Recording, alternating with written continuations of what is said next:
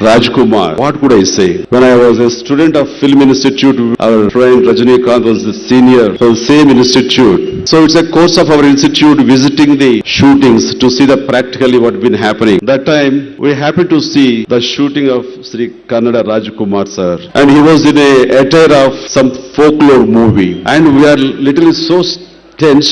So when we got the chance to talk to Rajkumar sir, and he stood up and he was shaking with us and doing namaskaram and saying Chinnagidira. So with my little Kannada, bhala chinnagidiri sir. Sir, నేను తెలుగువాణ్ణి sir. ఓ అలాగా, చాలా సంతోషం. బాగున్నారా? ఆంధ్రప్రదేశ్లో తెలుగు వారంతా బాగున్నారా అంటే చాలా నాకు అసలు మైండ్ బ్లాక్ అయిపోయింది.